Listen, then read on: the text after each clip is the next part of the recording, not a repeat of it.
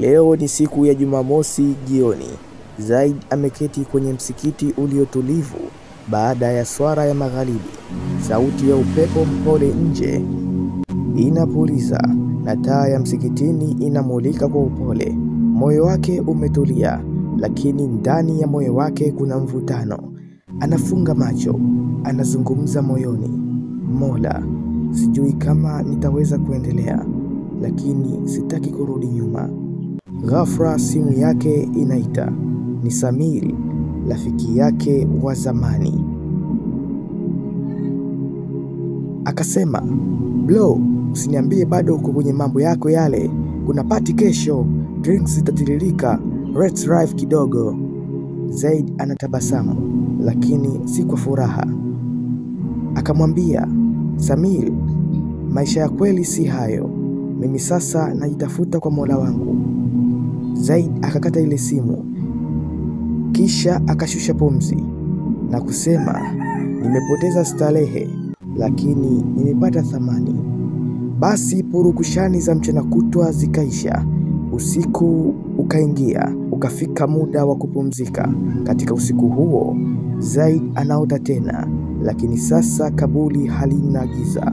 Kuna mwangaza wa ajabu. Sauti ile ile inasema, "Zaid, ulimrudia Mola wako. Ulijua haukamiliki, lakini ulikuja." Zaid analia katika ndoto kwa furaha, kisha mwanga unaongezeka hadi anazinduka. Anaamka na kwa mara ya kwanza uso wake unatabasamu lenye utulivu. Baada ya usiku ule kuisha, ni wakati wa asubuhi na siku hii ni siku ya Jumapili. Zaid anavaa kanzu, anashika Qur'ani yake na kuelekea madrasa ya karibu. Katika madrasa hiyo watoto wanacheza, wengine wamekaa wakisubiri darasa. Zaid anaketi mbele ya hapo darasani, kisha anaanza kwa sauti ya utulivu, "Nilikuwa mbali, nilikuwa gizani, lakini Allah alinipa nafasi, na nyinyi mko karibu. Msikimbie nuru kwa tamaa za dunia." Watoto wanamtazama kwa mshangao, lakini macho yao yanaelewa kuna nguvu isiyo ya kawaida katika sauti ya mtu aliyerudi kutoka mbali.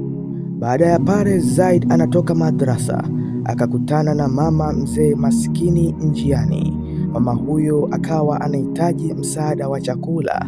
Bila kusita, Zaid anampa pesa na chakula. Yule mama akasema, "Asante mwanangu, Allah akubariki." Mtazamaji, msikilizaji, tazama, huyu ni Zaid. Zamani alikimbia msikiti, akaishi kwa starehe, muziki na vicheko vya dunia, lakini moyo wake haukuwa na utulivu mpaka siku aliposimama pembeni ya kaburi.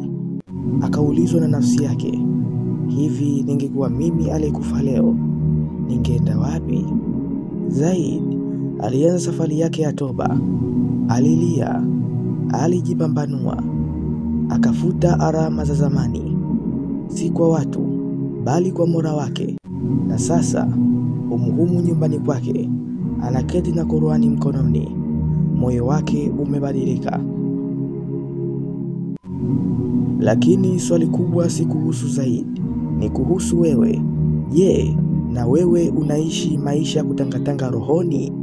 Je, unangoja mpaka moyo wako ushindwe kutubu? Zaid alibadilika kabla kaburi halijafungwa, na wewe bado una nafasi. Usisubiri hadi khutba ya mwisho isikike juu ya jeneza lako. Usisubiri hadi mwili wako ushindwe kusujudu. Hii haikuwa hadithi ya mtu mwingine, ilikuwa onyo kwa nafsi yako. Tazama Zaid na jifunze. Rudi kabla kaburi halijafungwa. Naam, ulikuwa nami kwa wakati wote, msimuliaji wako Suleiman Abdallah, mpaka kufikia tamati hii ya episodi hii ya mwisho ya 3. Nashukuru sana. Please naomba ushare kwa ndugu jamaa na marafiki video hii, na wao wakapate kujifunza. Ikawe heri kwako na kwetu sote. Tuzidi kumwomba Mwenyezi Mungu atujalie mwisho mwema. Allahumma amin. Pia nakukumbusha kusubscribe sasa katika chaneli yangu hii, pamoja na kubonyeza alama ya kengele ili usipitwe na miendelezo yetu hii. Karibu sana, karibu.